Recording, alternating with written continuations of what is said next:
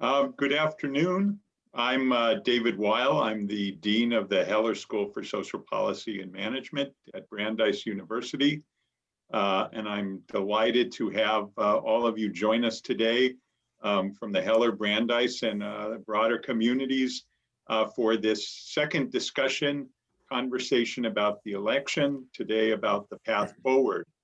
Before starting, let me urge you to send questions via the Q&A function on the Zoom webinar.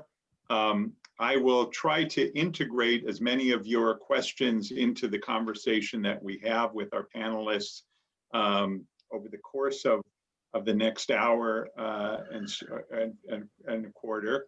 And I look forward to hearing from you with your questions as we move along. I also want to remind you that closed captioning is available, and you can do so by clicking at the bottom of the webinar screen. A lot has happened since our last convening on October 27th, when we discussed the election in advance of the upcoming election.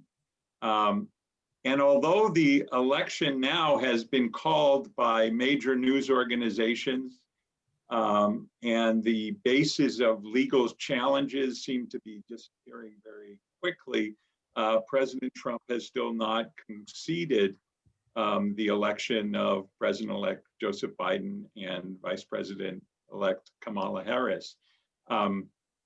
But nonetheless, we know that the transition is moving along rapidly, and that transition is happening in the presence of the largest spike we've faced in COVID so far, and troubling signs of renewed slowing in the economy and a number of other challenges. So to say that we are here 2 weeks after the election in a fraught situation would clearly be an understatement. I have with me today 4 really wonderful panelists to reflect on where we are and, more importantly, on the road ahead. So let me briefly introduce them, and then we'll jump into our conversation. Archon Fung is the Winthrop Laughlin McCormick Professor of Citizenship and Self-Government at the Harvard Kennedy School of Government. Archon is a leading voice on the topic of democracy, civic engagement, and participation. Bob Kuttner is the Meyer and Ida Kirstein Professor in Social Planning and Administration here at the Heller School, and he is the co-founder and former editor of The American Prospect and author of many books, including most recently The Stakes 2020 and The Survival of American Democracy.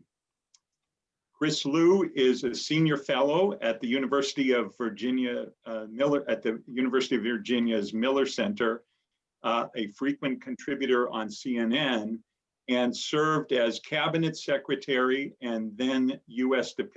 Deputy Secretary of Labor in the Obama administration. And in those capacities, he has navigated both the presidential transition from George W. Bush to President Obama, and from President Obama to the first term of the Trump administration. And finally, Carmen Rojas is president and CEO of the Marguerite Casey Foundation, and also the founder of Workers Lab. Carmen is focused in her work in foundations, nonprofits, and in financial institutions on social movement, engagement, and organizing to improve the lives of working people across the United States. Thank you all for joining me this afternoon.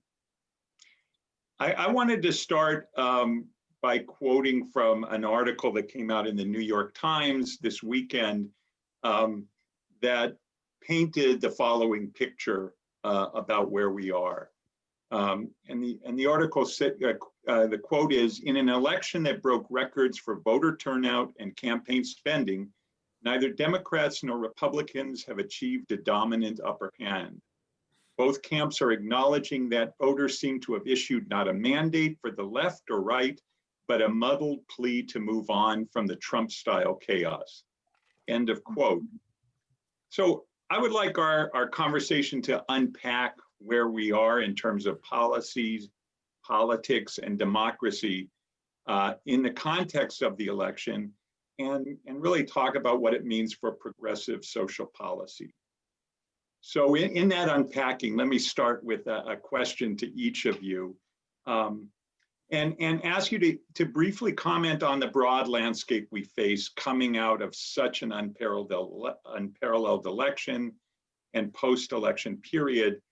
Can you each lay out 2 or 3 major issues we face in thinking about the path forward? And maybe we'll do this in alphabetic order. Let me start with you, Archon. Great. Thank you very much, David. And thank you everyone for joining us this evening. I'm really looking forward to this conversation. It's very important and obviously very timely, and I look forward to learning from everyone. I think the Times quote that you read, I agree with the first half of it. It reveals that the divisions in America are very deep and very wide. If you look at the 2016 electoral map and the 2020 electoral map, they're very similar with just some changes on the margins, and changes on the margins matter a lot. But it is testament to how deep and wide the divisions are. I'm not sure that it even amounts to a muddled plea to move beyond the Trump-style chaos. I'm just not sure about that. I think for a bunch of people who've voted for the president, it's not a plea at all to move forward. It's beyond. It's to continue. And for my mind, from the democracy perspective, the prime threat at a fundamental level is that democracy depends on everyone putting the process before their preferred outcome. That's what democracy means. It's kind of a miracle if you think about it. People really believe in their commitments to social justice or to freedom or to God or to there not being a God or whatever their commitments are. And if the other side gets more votes, democracy says, fine, okay, I'll put my commitments on hold, at least for a little while. You get to make policy for a while. And when we're in such a state of deep division in America that that fewer and fewer people are willing on many sides to put process before their substantive commitments. And the picture that I have in my head of America right now is as a pressure cooker. And for much of our lives in prior elections, the pressure was low. The soup was just kind of simmering at a low level. And there was no danger of the pressure cooker cracking. But now there's a huge amount of pressure in the pot. And if the pressure cooker are institutions, there's a lot of danger of those institutions cracking. We see this in the Supreme Court nomination and the tragic passing of Justice Ruth Bader Ginsburg, that a 87-year-old woman could pass away and jeopardize the republic itself is a remarkable turn of events. We see that in the election and the refusal so far to concede the results of the election, but even in the run-up, serious fights over how many ballot boxes there can be, whether there can be more than one per county. That's the level at which the pressure cooker is about to pop. And we can talk about lots of other examples of there being a huge amount of pressure. And I think for progressive Democrats, small d Democrats, the danger or the tension is how to do two things at the same time, how to move forward robustly on the commitments that we have, especially now that for some people, the preferred candidate, President-elect Biden has won. How do you use that authority to advance progressive commitments without at the same time putting so much strain on the pressure cooker that it pops? Well, thank you, Archon. Thanks, Archon. I would suggest there are three big issues and they're interrelated. One is, can Joe Biden govern? Secondly, can he damp down the hatred that's been afflicting America? And thirdly, can he move the economy into some kind of recovery? And I'm actually moderately optimistic on all three things. First of all, we have a thing at the American Prospect that I recommend called the Day One Agenda, which now has about 300 things that Biden could do without being the kind of autocrat that Trump was, but by executive order. just immigration and labor, to mention just two. I mean, you can use the government's power to contract to raise labor standards. David and Chris know about this better than I do, but there are lots of things the government can do by executive order. Secondly, I think a lot of the hatred that, not the hatred, but the anger, the simmering resentment that caused a lot of lower income white people to vote for someone as crazy as Donald Trump has to do with the fact that they have been getting the short end of the stick economically for about 40 years. And both parties were complicit in this. Both parties were too involved with Wall Street. And unless Biden can deliver some goods economically, it's going to be hard to damp down the vicious form of Trumpism. I think some people voted for Trump because they are racist. I think other people voted for Trump because they were frustrated with mainstream politics.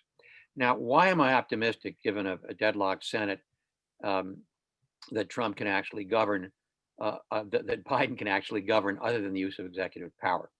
I think Republican senators have hurting constituents just as much as Democratic senators do. I had a piece in the Prospect today based on some in-depth reporting about what Elizabeth Warren has been able to accomplish in very surprising coalitions with very conservative Republicans. And I think, given the depth of the pandemic and the depth of the economic crisis, which is worsening, and the fact that Trump is no longer president, you're going to find enough Republican senators who are not going to go along with McConnell's effort to cause Biden to fail, no matter what the cost. I think there are 5 or 6 or 7 or 8 senators who do want to do right by their constituents, who you can peel off. And that will be the really interesting drama of the first 100 days, if you will, of the Biden presidency. You know, when I look at this election, 3 broad themes stand out to me. I think the first is that the president-elect has a big mandate. As of this morning, he is leading by 5.7 million popular votes. Let's not forget, it is not easy to be a challenger and beat an incumbent president. He will have the largest popular vote margins of any challenger since Franklin Roosevelt. He will have captured the largest percentage of eligible voters since LBJ. And so he's flipped 5 states. So I think he can legitimately say he has a mandate. Obviously, the House and Senate results are slightly more muddled. And that sort of leads to the second theme, which is, you know, the recent history of American politics is one of divided government. It's actually relatively rare that we have House, Senate, and President controlled by by the same party. And whenever that happens, that tends to go away in about 2 to 4 years. It is interesting because as you look ahead to 2022, and it's not too soon to do that, ironically, you know, the president's party normally loses seats in a midterm election. But since this is a president who really didn't have any president-elect, who didn't have coattails, you could see that one turned on its head as well. I do think we're in a period of extended gridlock. I do think you will see a Biden administration use many of the same levers of executive action that the current Trump administration did. But I do think, and I'll agree with Bob on this point, I do think there's a consensus around some measure of economic relief, something around COVID, which are obviously the 2 immediate problems that our country is facing right now. And then I think more broadly, I think again, as we face a continued period of gridlock, you'll continue to see more and more functions being devolved to states and local governments. You're going to continue to see this division between red states and blue states that's played out very dramatically over the last year in terms of simply COVID restrictions. And you're going to have, you know, blue states going in a progressive direction and red states going in a different direction. And again, if you believe in the concept of laboratory of democracy, this is kind of what you want. And if you want to pick which state you want to live in based on the laws, you're going to have some pretty dramatic choices. So I think there is a mandate, and I do think more broadly, this election basically continues the trends we've seen over the last couple of decades. So first, thank you so much, David. I really appreciate this the opportunity to be in conversation with this great group. I was saying that we should organize a coffee clutch on the heels of this, because even the planning conversation was really interesting. The hard thing about going last in a group like this is that I feel the real deep instinct to respond to what everybody said, and I'm going to try and discipline myself against that. To Chris's point, though, I think the question that I have been holding is a mandate for who and a mandate for what, like the context that we are living in, where we have seen in the moment of COVID, the moment of Trump, the moment of economic crisis, the greatest organizing and outcry has been around racial justice. Racial justice has gotten people onto the streets in the moment of economic and health precarity and fear in ways that nothing else has. And so I've been trying to think about the ways that this period between now and the inauguration are going to be formative in helping us think about the ways racial justice is a precursor to a fair democracy and not the other way around. And I think we have a practice in this country saying that if only our democracy works, then we would have the racial justice that we wanted. I think we have a ton of evidence that the opposite is actually true, that we need to lead with racial justice in order to have the kind of rich and robust democracy that we want. The second thing that I've been thinking a lot about is, for me as a leader of a foundation, as a non-academic and a non-policy person, frankly, the role of Latinos in this election, and like what we are learning about what is likely to be the largest new demographic group in this country, and the fraught way that we have been able to articulate it, and the failure of our media and policy-making infrastructure to actually respond to the diversity of Latinos in this country. I'm really nervous that the stories of the Rio Grande Valley and Little Havana are overtaking the stories of Arizona, the stories of Nevada, the stories of California, these places in which Latinos were critical to turning the elections in service of Biden and Harris. And so that's the second big thing that I've been thinking a lot about as a funder in the Rio Grande, in Texas and in Arizona and in Florida, in all of these places. The third thing that for me undergirds all of this is frankly what feels like a failure of our media landscape to hold the complexity of this moment. We've seen everything from the LA Times on Sunday do a deep dive into the Trump supporter and a continuing desire to do an autopsy of what, just to take Bob's language, like the white working class voter and how they feel left behind by our political system. If being left behind was a feature of what led to people voting for Trump, then Black and Latino people and Native people would be the first Trump voters. They have been left behind in our political system. They have been left behind in our economic system consistently. So I want to sort of state the fact that white supremacy has played a very clear role in organizing and support for the Trump administration and the Trump agenda. But I think our media landscape has really failed to hold that complexity clearly. And I worry that as in this moment of transition, if we aren't able as progressives in whatever role that we're in to articulate a clear vision of a hopeful future of possibility of being able to deliver for the American people, that we are going to be in this moment, in the pressure pot, at the precipice, to take Archon's metaphor to the full, like at the boiling point for the next decade. So this moment feels very critical for me and for the organizations that we support at Marguerite Casey Foundation. Thank you, Carmen. Thanks, everyone. I think that really plays out the landscape. We should discuss both in terms of, I think, the policy side and the social movement, the underlying foundations about what's happening in our democracy, what's happening to particular groups within our democracy, and how to read that in talking about the way forward. Let me jump into that by first, let's talk about the policy piece, or sort of the more formal policy piece that comes with a transition period.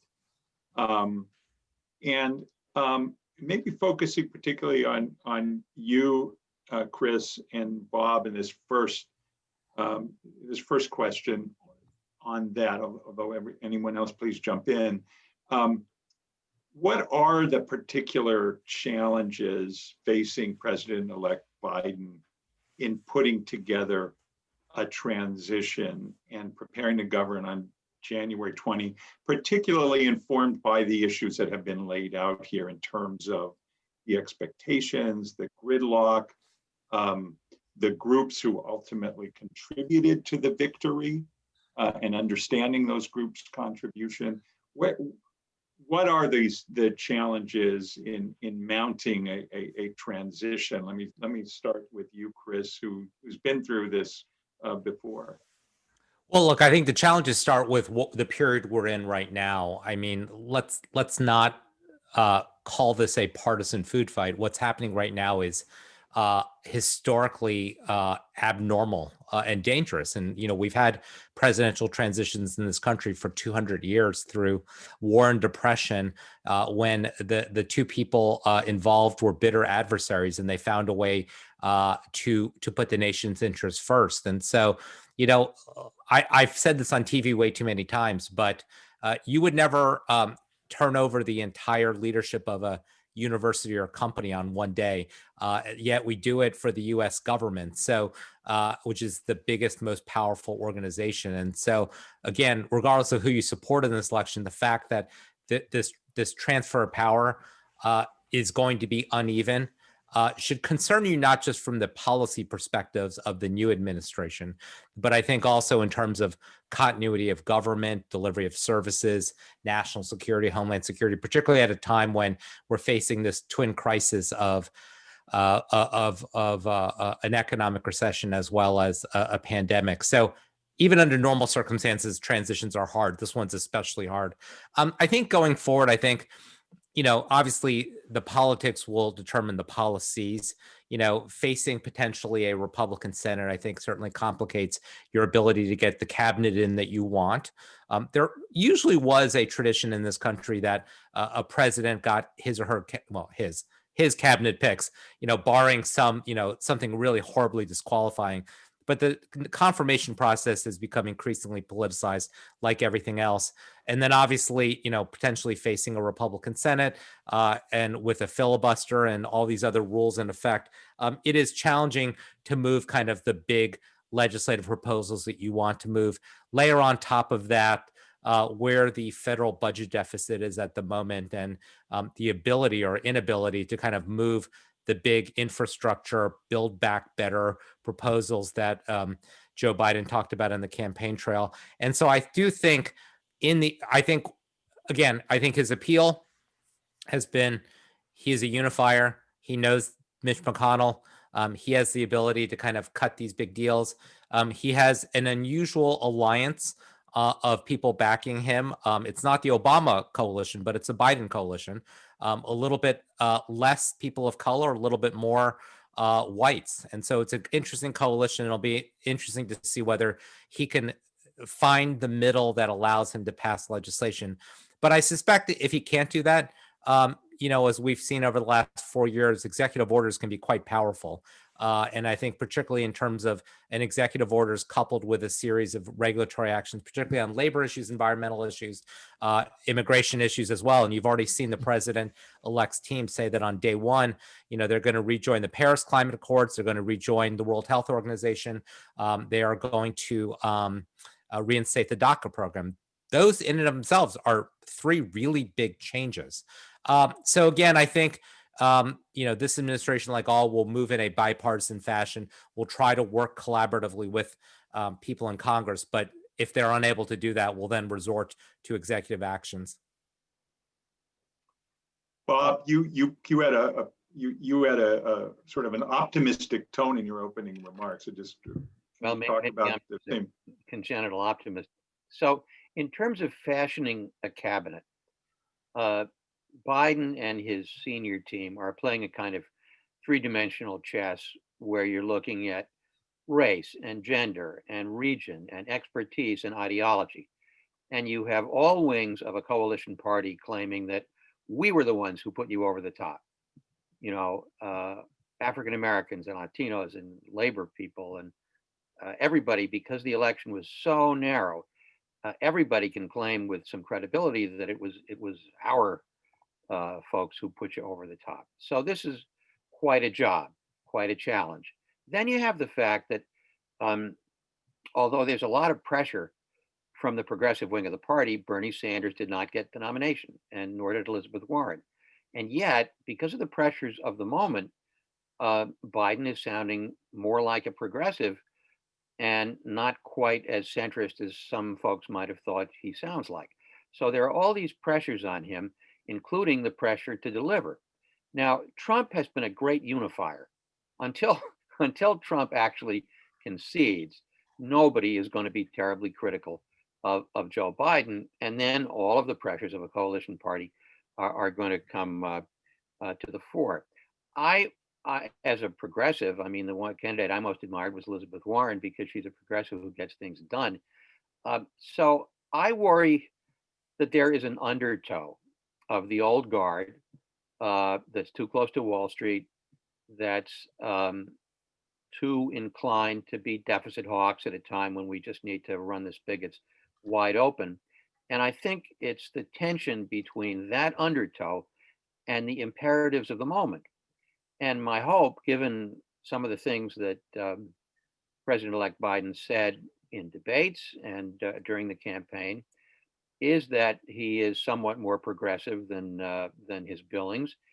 And it's really a kind of a Roosevelt moment in the urgency of what needs to be done. And so the question is, will the situation allow him to rise to the occasion?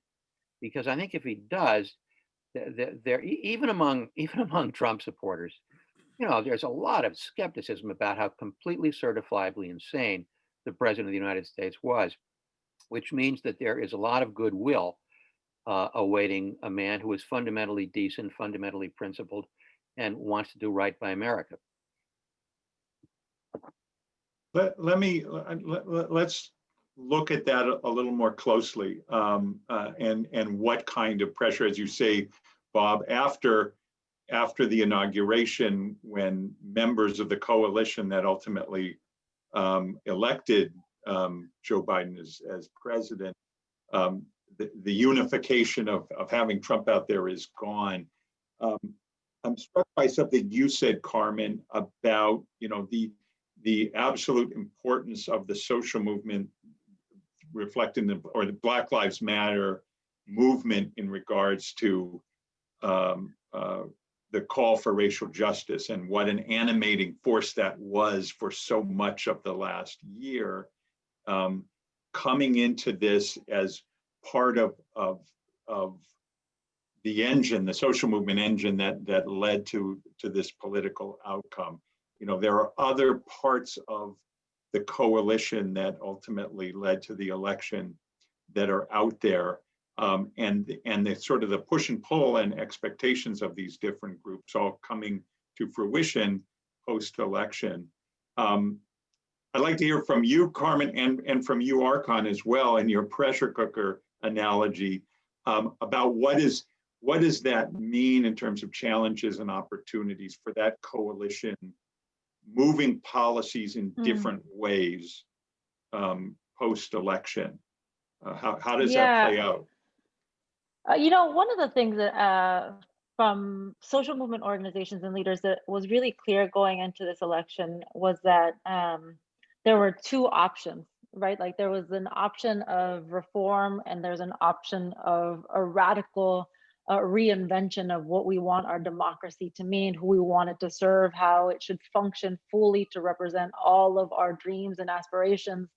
And so for a number of organizations, I'll say the left flank of social movement landscape, it's choosing an opponent and choosing a competent opponent and choosing an opponent willing to be in dialogue and in conversation. It's choosing an opponent where there is give and get, and there's real tension, but that tension feels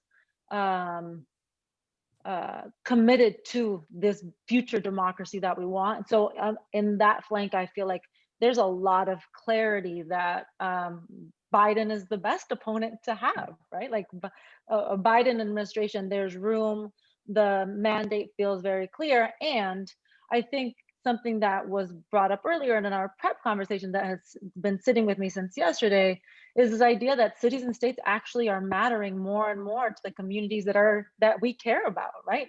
This election, we lost Florida, but Florida raised minimum wage. That's, who would have thought? Los Angeles has now an entire their version of a city council. It's entirely made up of women. They were able to do things like remove 10% of the police budget and actually put it to health and human services. Mississippi has reconfigured its the ways in which people get to run for Congress. I mean, we have seen things at the city and state level, really, again, using the point of departure as racial justice to inform a future agenda that I think will have greater federal impact than the other way around. I don't take Chris's comments lightly. Like, I think it is going to be a slog. I think it's going to be a slog for this administration. And so I'm really looking to cities and states, frankly, like that one we lost, but where there were gains made, and trying to use those gains as ways to expand the aperture to create greater gains, to create evidence that we can build a deeper, greater multiracial coalition in service of our democracy.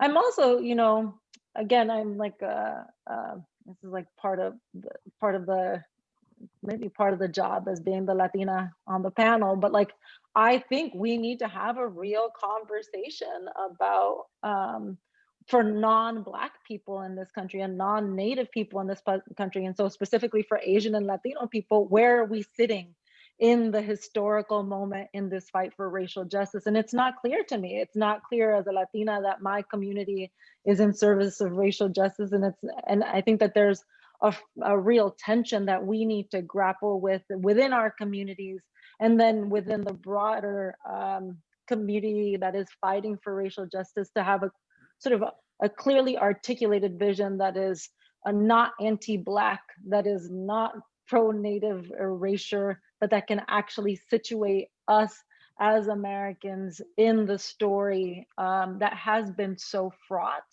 I'll say, for many of us, we come from families and from stories that are like the wave of the immigrant and the American dream has been sort of the narrative force that has made our success seem viable. And we haven't really grappled with the tense history. We haven't grappled with the genocide. We haven't grappled with the creation of a set of democratic systems, democratic institutions that are like the Senate, wholly undemocratic, like the Supreme Court, wholly that one person can die, and our whole system is now in the balance. There's no greater expression of an anti-democratic system than that. And I think we are in a moment where many people in social movements are not only bearing witness to these challenges, but really calling for something different. I think that there's an exhaustion of the story that we've been telling ourselves, that the dream is going to deliver for us if we only work hard enough. And instead, many people are calling for true change to these systems so that we can have a representative democracy. Thanks. That seems like a natural lead in Archon to, some of your earlier comments about some of related issues on the passing of Justice Ginsburg and how that kind of destabilized democracy in a very shocking kind of way in regards to how her successor was picked. But yeah, and kind of looking forward on your question about the different parts of the Democratic Party, the progressives and the centrists, I'm going to say something provocative in this, and people on the panel and in the audience may quite disagree, but the extent of disagreement is wide, not just between Republicans and Democrats, but within the Republican Party and within the Democratic, ecosystem. And the provocative thing is that it may be the case that the differences between Bill Clinton and either Bush are less than the differences between centrist Democrats and very progressive Democrats now, or between never Trump Republicans and the Trump supporters, right? And so like Okay, sit with that for about 10 seconds and then think, okay, well, what do we do about that, right? On the Democratic side, I think there's an inside challenge and an outside challenge. And the inside challenge on the Democratic side is for the Biden-Harris administration to set a tone and a table that is inclusive of all of these views and builds trust. And, you know, you cannot deliver legislation or the goods immediately on this wide range, but you can try to say, hey, we're not going to freeze you out. We hear what you're saying. We're going to keep talking and doing what we can when we can, right? And sounds easy, but the reason that's going to be a challenge is that there's a tension between doing that and having the kinds of positions which enable bipartisan legislation to move forward. Because if the priority is for bipartisan legislation to move forward, the strong temptation is going to be to ice out the social movements and the radicals, to say, never, ever, ever walk into this room and say defund or socialism or Green New Deal. Don't want to hear it, right? That's going to be a strong temptation, but that's going to weigh against building trust within the Democratic coalition, right? Okay, so that's the inside part. The outside part, and David, you probably know this story much better than I do. There's a story that during the beginning of the New Deal, a labor leader, maybe it was Sidney Hillman, came into Roosevelt's office and said, okay, here's what you ought to do for labor. Here's the agenda. Here's these 15 things. And Roosevelt is purported to say, well, those are great ideas. That's fine. Now go out there, organize, and make me do it, right? And so what would be the contemporary equivalent of the Biden-Harris administration saying to Sunrise, saying to the Movement for Black Lives, saying to the March for Our Lives kids, okay, those are great ideas, and don't demobilize. Don't just give me $10 or $15 or write a move on letter. Go out there and organize and make me do it. And when you make me do it, you know, we're going to have some harsh words, but I'm your friend. And that's what I really want you to do. I don't want you to stay at home. I don't want you to leave it up to the experts from the Kennedy School or the Heller School or the policymakers or the legislatures.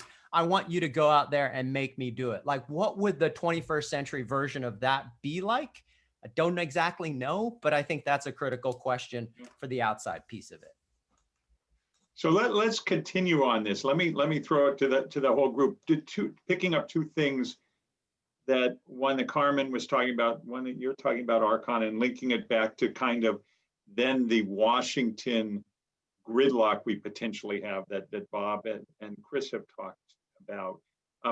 One is, as you pointed out, Carmen, we have in part because we've had 4 years of the federal government pulling away from all kinds of areas, certainly in the racial justice area, but in areas, you know, near and dear to my heart, in the workplace, in the environment, that state and local government have gone in. There's a lot of innovation. There's a lot of organizing. There's a lot of political juice in different places. We saw that playing out certainly in places like Georgia. So the state and local government, and you cited this also in your opening remarks, Chris, in a way becomes, or let me ask it as a question, does it become an engine for pushing at the same time and moving federal agenda at the state and local? It's, I will invoke the namesake of my university. This is Louis Brandeis's Laboratories of Democracy, but as a political force. So that's one piece. The second piece is what Archon's raising in terms of other social movements I think you're right. I think it was Sidney Hillman who basically said, go, you know, or Roosevelt saying, make me do that stuff. I remember well, as I know Chris does, when we were working on the issue of things like raising the minimum wage through federal contracting. You know, we had a lot of push from the Fight for 15 movement that were like, why aren't you guys going further and faster? There were days I was like, oh my gosh, come on, we're working as hard as we can. On other days, reflecting back, I could see exactly the argument. So there's this social movement pushing. Play out either way, the relationship, the tension of these different forces outside of the president-elect's apparatus or outside of Congress that can move the agenda. Does it help? Does it hurt? No, Chris and Bob back into it, and then let's keep going. Let me be the House optimist again. I mean, the fact is that a lot of things that so-called radical social movements are pushing for are basically very popular. Until Steve Bannon persuaded Trump that his ticket to get elected was anti-immigrant racism, Path to Citizenship was very popular. It had bipartisan support. Likewise, the Dreamers.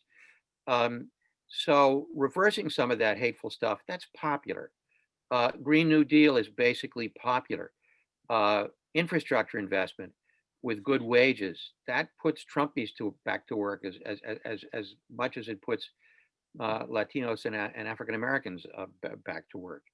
And so, if you raise the minimum wage, what's not to like? Who's opposed to that, other than some corporate titans who are exactly who you want as your opposition?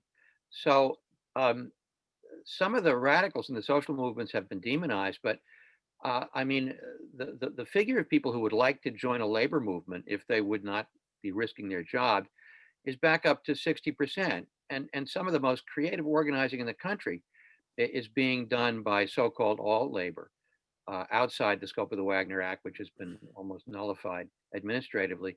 So far from the social movements being sort of fringe, the social movements are mainstream.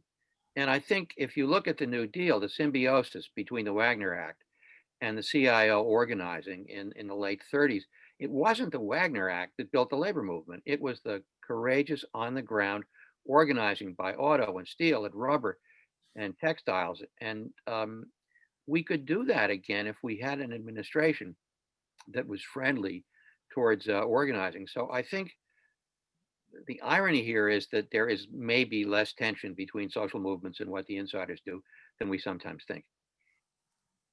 I think the power of social movements is as much pushing actors outside of Washington to take action. And I say this as somebody who spent 20 years in the federal government.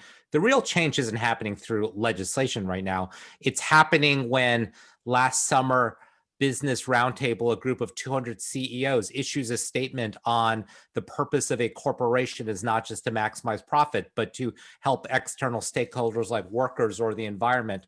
Or it's just this past election, or even in Florida, where Donald Trump wins, a ballot initiative to raise the minimum wage passes, or in Colorado, paid family leave passes as an initiative.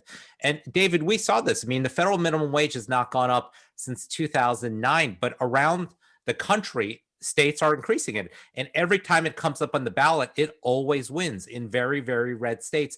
Same with paid family leave as well. And then you look more broadly at things like climate change. Even as the U.S. pulls out of the Paris Accords in 2017, you've got cities and states stepping in, businesses stepping in, because they understand this is not just good. This is good for their bottom line, and it's good for their reputation. And so Washington really has been left behind. And while I'm not giving up on big things happening under a Biden administration, I don't want to overlook all of the other things that are happening around the country.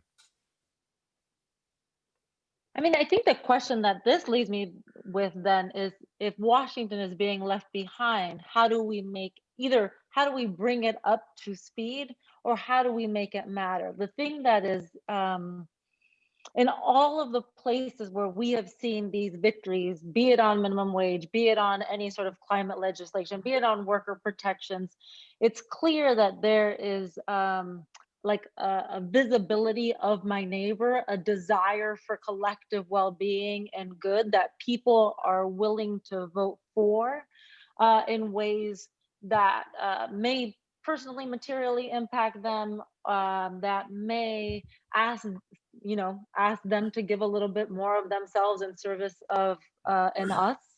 But what does it mean that our federal government is so far behind in relationships to states and cities, to red states and and red cities, that we can't actually?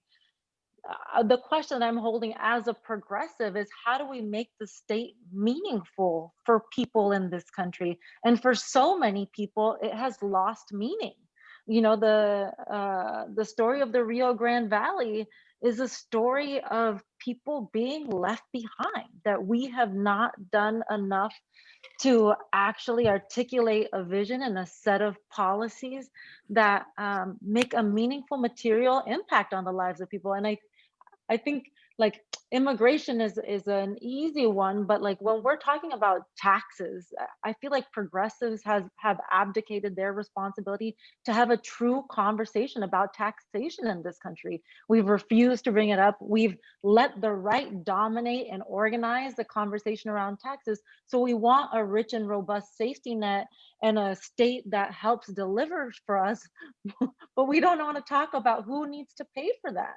And I think that we are in a moment where, you know, younger, more racially diverse leaders are entering into this conversation. So that's not just solely about sort of our desire to have racially diverse representation, but it's also about trying to address the key features that have allowed inequality to run rampant in our country. And one of those is our inability as progressives to talk about how we pay for things and why that matters.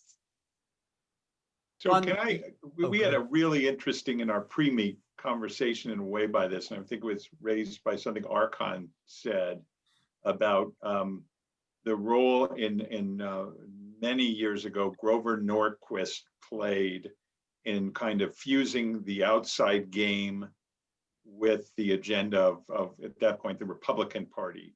And it was kind of a coherent view of essentially cut taxes, and at the same time, really change the whole nature of the dialogue about the role of government. And those two things were married together. I hear you saying, Carmen, that, you know, in a sense, there needs to be, in terms of progressive social policy, also a wedding about what are we trying to do in terms of government policy, changing the narrative about taxation, and also, I'm sure, in a lot of other realms. I mean, you know, including what do we do about the deficit? You know, that's certainly going to be a talking point, I can imagine, that will come very soon after the inauguration on the Republican side. My question is, you know, Archon, I think you pointed out that the Norquist kind of coordination was an explicit kind of coordination that went on. Could one imagine a similar thing happening in terms of progressive policies, or is it something that's more organic? Or is it something that is less possible on the progressive side because there are so many crosswinds in the coalition of people that, you know, we tend to think about that put Joe Biden in the White House? Yeah, it's an interesting thought experiment. So I don't think there are more crosswinds in the progressive side than there were on the conservative side. The price of entry to that meeting was that everyone had to say, I love babies, I love guns, and I hate taxes. Now, those three things have nothing to do with one another in terms of organic move, but everybody had to sign up. So what would be like your equivalent for meetings? Yeah, for the Norquist meeting. Right. Yeah. Right. For the progressive side of things. And, you know, is there, I think it probably would have to do with climate and racial justice. And I'm not quite sure what the economic progressive side of it would be. Maybe it would have to do with labor and worker organization. Those might be, but what would be the central kind of planks that you could agree to as this is what we're about, whether we're on the inside or the outside, and we come to it with different, you know, from different places, but here's the common agreement that we can draw a circle around. You know, maybe one of those Bob had talked about to tie a couple themes together, the state and local part, the COVID part, and then Bob, the kind of common interest with the red states part. I love and I wrote about this earlier in COVID. I was never of the mind that national government would have the magic wand to deal with the pandemic, that a huge amount of the outcome would depend upon what states and localities did. But and I still think that's true. But there are many things that states and localities can't do that the federal government needs to do. So I was listening to this thing about how Germany was dealing with it. And early on in the first wave, the German government provided a lot of economic support, but they gave independent artists 5,000 euros, like within 1 week. They wrote every independent artist got 5,000 euro. You know, it's not a huge, well, it is a huge amount by our standards, by German social welfare state standards, not a We huge heard the amount. same exact story, and they said, and they were like, it's not that much money. And I was like, what are you compared to the $1,500 that people got 6 months ago here? Right. But maybe there's some updated version that a Biden-Harris administration could do that would be about enabling states and localities to advance their agenda in their way, whether it's about pandemic or about climate adaptation and climate change.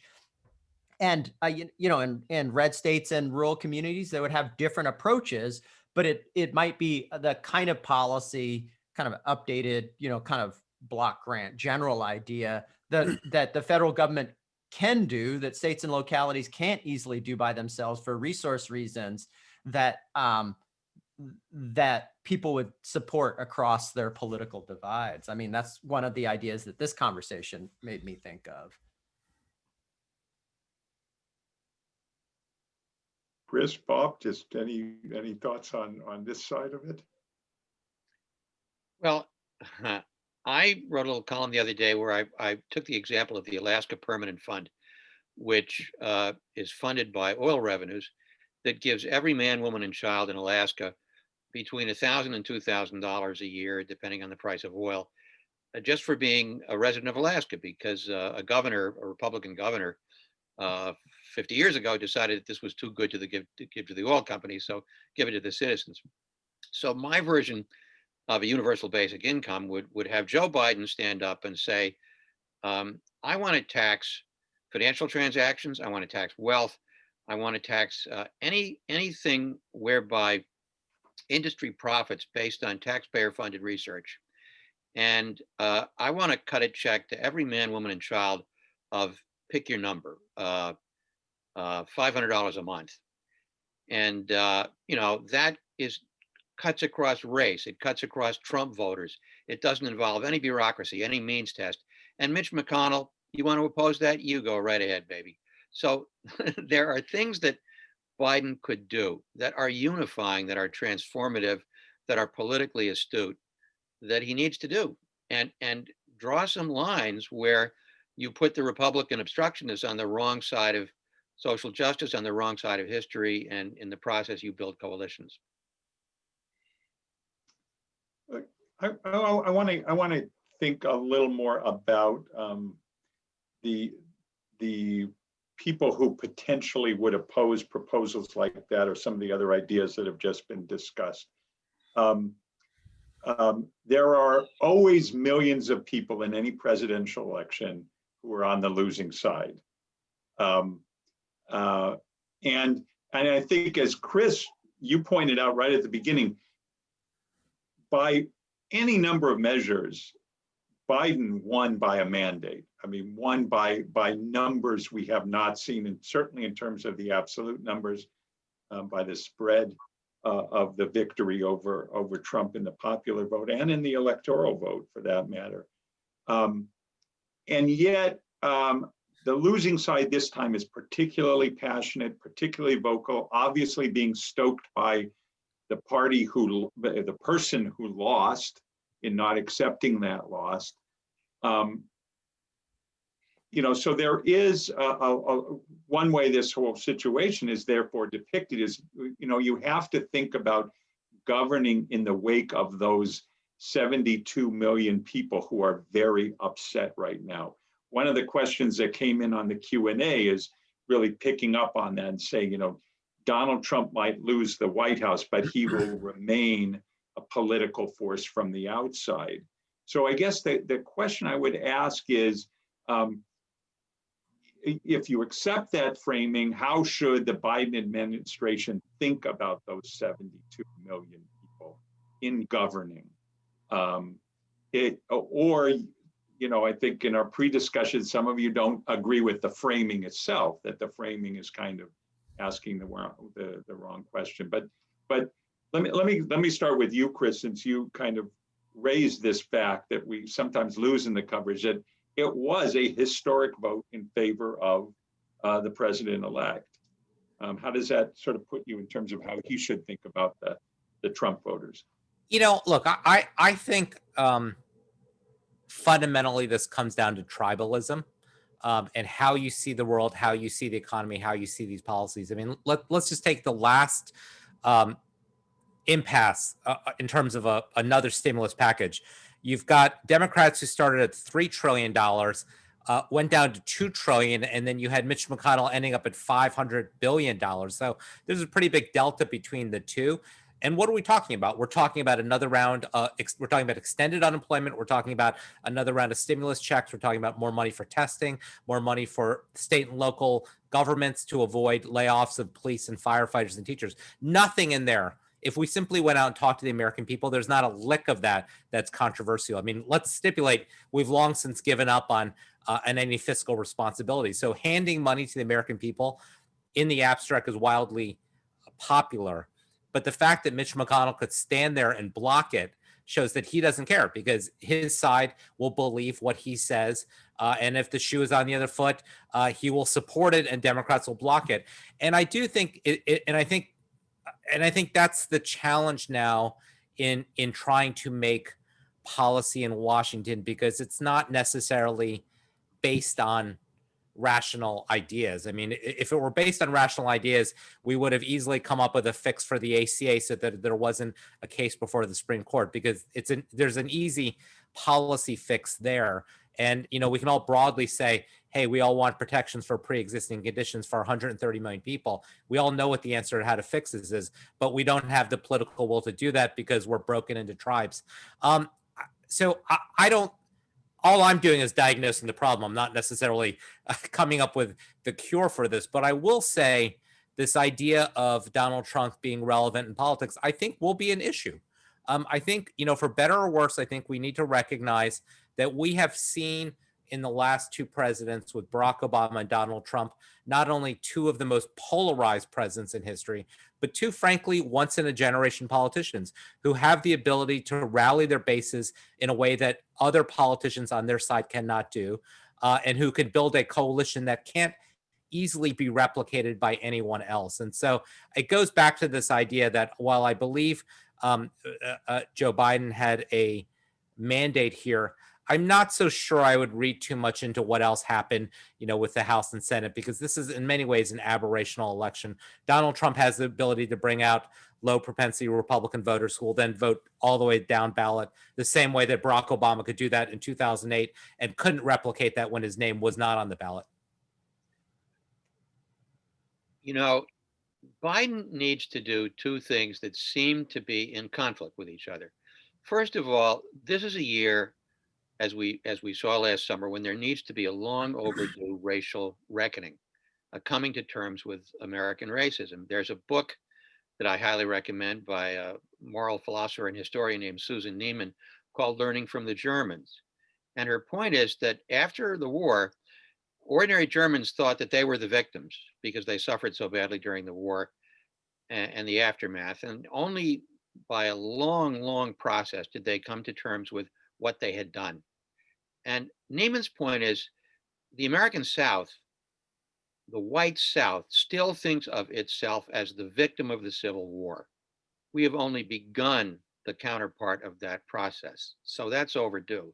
At the same time, we can't write off the 48% of Americans who voted for Donald Trump. A lot of them are white supremacists, but not all of them are racist.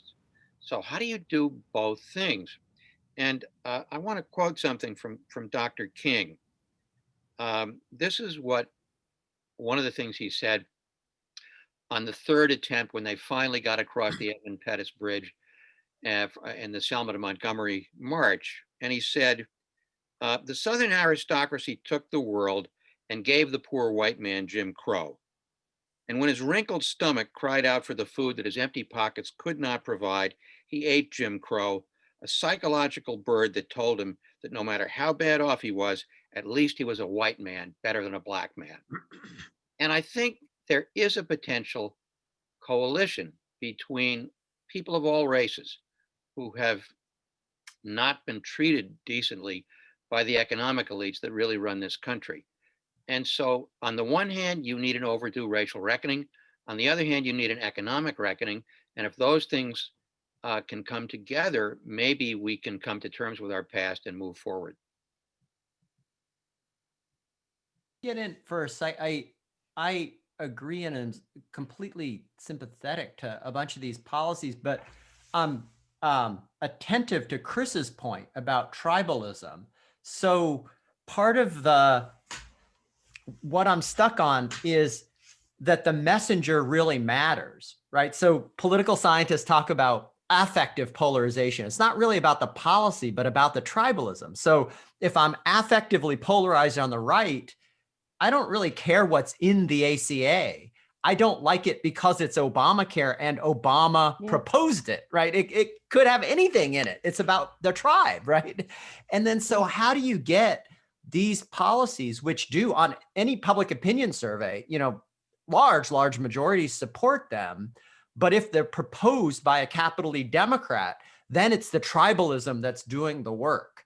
So how do you overcome that? And just like a little tiny thought from the democracy space is I would love to see, so HR 1, Nancy Pelosi, the House Democrats, fantastic proposal for a range of democracy measures about transparency, campaign finance reform, independent redistricting, great policy. With a Republican Senate, has absolutely zero chance of passing, right? It's not going to happen. What I guess I would think one way of getting around the tribalism might be for somebody else to be the messenger and even the creator of that policy. So I would love to see the Biden-Harris administration appoint a national commission on democracy, of which the commissioners are just like ordinary citizens, picked like a criminal jury. And they offer the idea. There's no way that they could be tarred capital E Democrat or capital R, because they're just not. They're just like you. Well, probably not just like, a bunch of professors and people working in Washington, but like more, kind of folks out there, just like on a criminal jury. And there are lots of examples of other places that have done this. Regular citizens have had a big part in writing the new constitutions of Iceland and Ireland. They draw the district maps in California and Michigan. It's just kind of weird to an American ear because we're so used to professional politicians and experts doing all of that work. But I kind of think citizens would do a better job on some of these questions, and it would be a very different messenger. And in this era of tribalism, the messenger matters a lot. And I don't quite know how to overcome the messenger issue. Interesting. There's an interesting comment from the Q&A. I think that could be read through the comments that have just been made or pose the same kind of question. Someone writes, extending broadband to rural areas should be one of the first infrastructure projects of the administration. It directly helps reach poor, underserved people and combats information deficits in parts of the country. You could extend that idea to say, and also infrastructure deficits in parts of our cities, underserved areas where we have let the public good erode, particularly Black communities, Latinx communities, where you could, think about this. I think the profound question you are all asking and answering, I think in different places, is these are great ideas. It's like fixing the ACA, to Chris's point. We can come up with the solutions, but who says them, who's putting out them is ultimately what we keep getting stuck on, or we have different views about whether we're going to be able to address them given the tribalism, the different factions, certainly the history of the last 12 years. Let me ask, kind of moving to the democracy area that I think, Archon, you were just getting us towards. The good news is, to me, in terms of democracy, we had historic levels of turnout that I think exceeds anything we've seen for more than 100 years in this country to this last election. And yet at the same time, so many democratic norms leading into and now after the election have been defied and democracy itself certainly feels like it's eroded. Let me get a quick round from all four of you. Where are we in terms of the strength of our democracy? How much has it been eroded? And can we rebuild? What does it mean in terms of our capacity to rebuild it in the wake of that?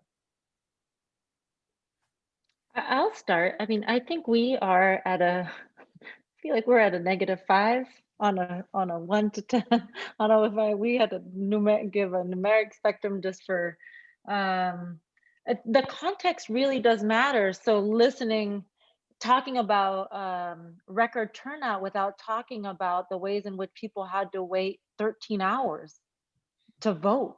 That's a real problem. It's not a this election problem. It's not a this year problem. It's not a last year problem. This has been a consistent problem.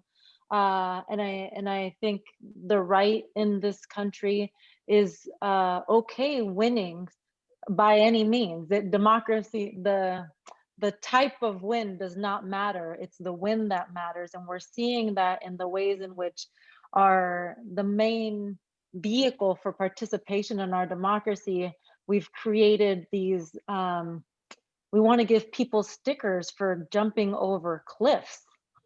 And that just does not, it feels inadequate. And I am one, amazed, heartened, so grateful for the people who do it, but two, deeply disappointed at the lack of imagination by our leaders, both within our party, but our political leaders more broadly, to grapple with what that means, to hold those two things as true. I think on the other thing that brings me pause, it's also a contextual piece, is the thing, things like Citizens United, that like actually Citizens United and the role that our media. So when we talk about expanding broadband to rural area and closing the information gap, I actually am not super excited about having greater access to things like Facebook in rural areas where there is no control of what the narrative is, where it's not clear what the blurriness between social media and punditry and journalism is. There's such a huge blurry space, and we have let that space to go undisciplined in a way that has made this tribalism inevitable. And so I'm not supportive of it, not because I don't want people to have more information. It's that I actually want us to be accountable to the information that we share with people, whether it is in service of us or not. And so thinking about who our political leaders are actually accountable and responsible to, and how we're solving problems within context, for me, helps me move from the -5 to the maybe +2. I'm hopeful because I think there's more language. Like there are more people talking about these issues in the last 4 years than in the 4 years prior to that. There's greater visibility, less fear, and because there's greater visibility, it's not like lost on me that we're asking this administration to do a whole lot of things in a little bit of time that aren't just the result of Trump's presidency, that are a result of like a fissured and failed democratic infrastructure, democratic institutions that were built to maintain slavery. Like we have greater language about that now, and ease with which to talk about that in ways that we haven't in the past. And so I'm hopeful that we'll get to a 1 a 1 in the next little bit of time. Well, we all stayed up on election night, as, hey, we're going to win Florida. Whoops, we're not going to win Florida. Or, hey, maybe we're going to win Michigan. And there was a shadow election that we didn't see. And the shadow election was the real election that would have happened if there hadn't been all the voter suppression. I mean, Shelby v. Holder was 13 years ago, and that basically put the Voting Rights Act out of business. And if there hadn't been all of the suppression and the gerrymandering and all the other underhanded things that were done, it would have been a Biden blowout. So that's important to keep in mind. The other thing is that American democracy, despite all the suppression, proved just sufficient, resilient enough. And Remarkably, state and local officials, Republican as well as Democrats, played it straight. And even Republican courts did not take up frivolous challenges. And so we just barely were able to oust Trump. And so good news, bad news. But now I guess the question is, without having the votes to do the Voting Rights Restoration Act and a lot of the other things we need to do, Archon is more of an expert on this than I am. What can the Biden administration do to help build back democracy? That's a setup for you, Archon. Yeah, I agree with both of you, and Carmen, I agree. We're at a -5. And what's frightening is that it's likely to go lower because, to use, I don't know, a tortured sports analogy, right? Democracy works when political parties and candidates are supposed to compete for more votes, right? That's kind of the way we think about it happening. But what's been happening and what's escalating is that the parties are competing for rules of the game that favors them. They're trying to pick the voters, especially on the Republican side, rather than the voters picking the politicians. And for a long time, you know, like Bob just said, there's been gerrymandering forever. A slightly newer innovation is felon disenfranchisement. Over the last 10 years, we've seen a lot of voter ID, a lot of purging the rolls, right? So these are all escalations, right? And this year, we see the census count, right? Manipulation. We see arguments against vote by mail and that big campaign. And then the most recent Trumpian escalation is claims of massive voter fraud and the illegitimacy of the election itself. Right. So this, in my mind, is an escalation of the warfare over the rules of the game. And out of this election, out of this period by January 21st for the next, you know, however many years, probably 50 million Americans are going to feel like the election was stolen. Right. And so that's a further delegitimization. And when you think the whole thing is illegitimate, then you're justified somehow in beating up on the rules and fighting for the rules that enable you to win. And when political competition becomes about manipulating the rules, it goes from -2 to -5 to -10 real quick. And so to my mind, a huge priority is to stem that escalator flow somehow, some way. And part of it is legislation. I think for the president, a large amount of it is the bully pulpit and saying, look, if you're an American, you've got to believe in the right to vote. And that's a moral commitment and hopefully eventually a legislative and a constitutional one. But that's more than anything else, an American commitment. It really should not be a Democratic or Republican commitment.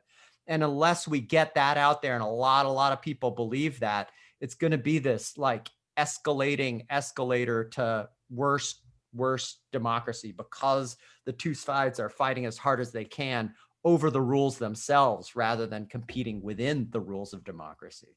I mean, and I find that terrifying. So when Carmen was giving her numerical scale, I was thinking of a different analogy.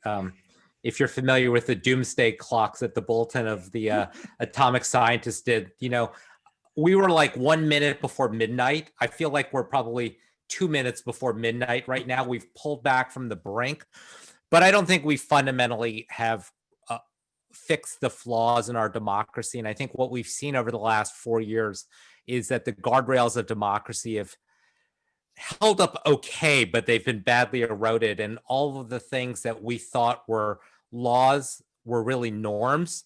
And I think one important way that the Biden administration can make a contribution is to shore up those norms. And, you know, Archon talked about HR 1, which has some great things in there, but, you know, a commitment to the rule of law and who in the White House is allowed to talk to the Justice Department, actually having real penalties for the Hatch Act, actually requiring somebody to turn over their income tax return. I mean, these are things that every other president has taken for granted, and we've realized they're just norms. And if someone chooses not to follow them, they can do that. So I think that's important. Look, I am encouraged by the voter participation, regardless of how people voted. I think this move to mail-in voting is one that we're not going back from. And, you know, if you look at places like Washington State and Oregon. It's been used for decades. And I think that will be the norm. And I think that is a really good thing. I am distressed because I think some of the underlying issues that have led to this lack of accountability, erosion of faith, I think is really kind of part of the broader collapse of the media, which is, way well beyond what we can talk about today. And, the lack of really local reporting. I mean, it is one of the things I always do when I travel around the country pre-COVID is, whenever I'm in a different city, I always, instead of picking up the New York Times or Washington Post or USA Today, I pick up whatever the local paper is at that period of time. And you go into like St. Louis and pick up the St. Louis Post-Dispatch. It doesn't look like it used to look. And then you go into small rural communities, there's nothing. There really is nothing there to have any accountability, to provide any kind of news to people. And I sort of, think while it would have been wonderful to flip a couple of these Senate seats, man, I think we raised $200 million for South Carolina, Kentucky. Boy, what that $200 million would have done to revitalize local media.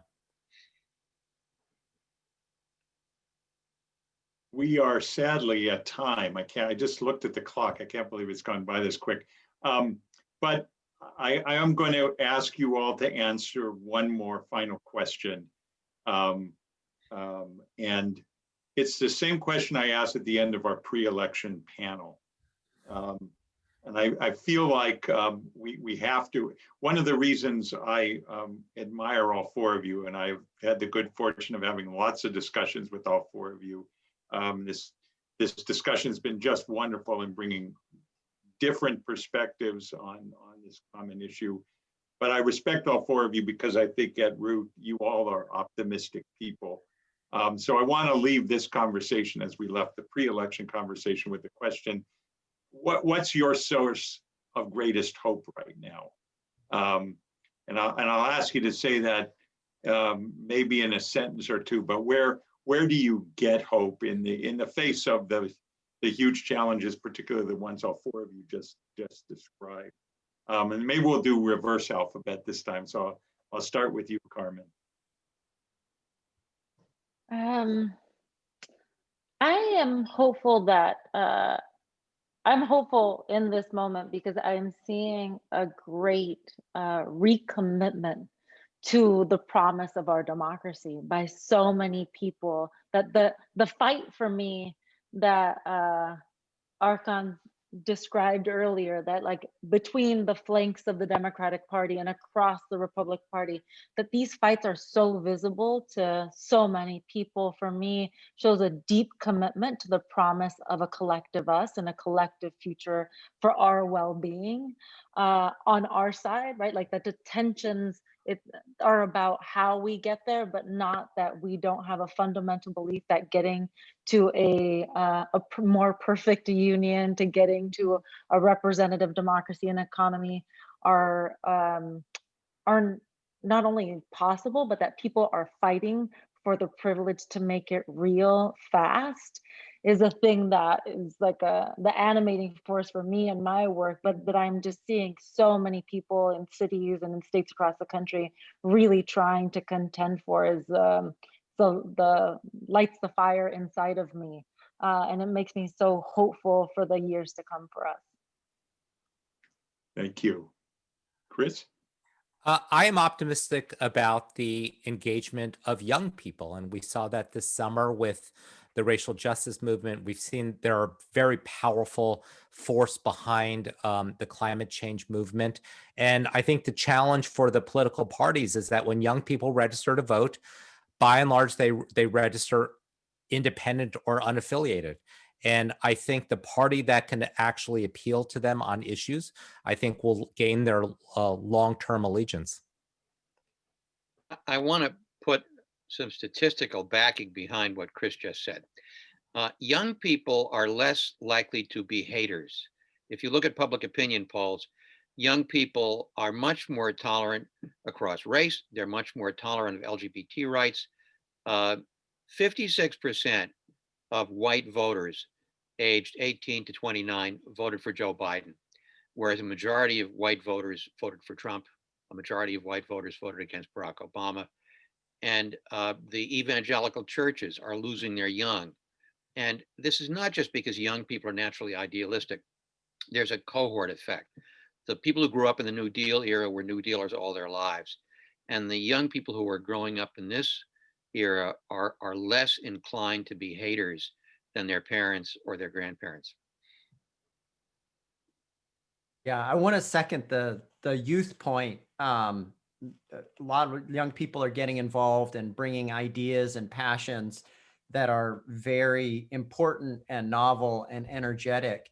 And you know what gives me hope is that people are talking about ideas and policies that for much of my political adult life were in the deep freeze and not a good way, right? I think that people are talking about ideas about democracy, about racial justice. I mean, this summer we saw the largest protests ever, and they were about racial justice. And it wasn't just Black and brown people, it was all kinds of people. That's amazing. And people are talking about economic equality and economic egalitarian values in a way that they just haven't in 40 years. And so all of those, there's ideas on the table and values on the table now that just weren't before. And some of them are very hopeful, and it's a very energetic, at the same time, a very scary and dizzying time, to be sure, but a very hopeful time because these ideals are out there and have energy and people are talking about them and fighting for them. Thank you, Archon. Thank you all. That was a wonderful, I think, way to end this discussion. I will intone Carmen's idea. We should do this every Tuesday and invite you all back to come every Tuesday for this discussion. I think it's been a terrific discussion. Obviously, a lot of issues to raise. There were a number of questions that our audience wanted to ask you all about specific social policy areas like health, like labor. We are, for those of you watching, we're going to have future panels at Heller built around specific policy areas as we think about the incoming Biden administration. So stay tuned for that and keep looking for information on those events. In the meantime, again, thanks to a wonderful panel. Let me say to all of you, stay engaged, keep hopeful, and please be safe. Thank you all for being here.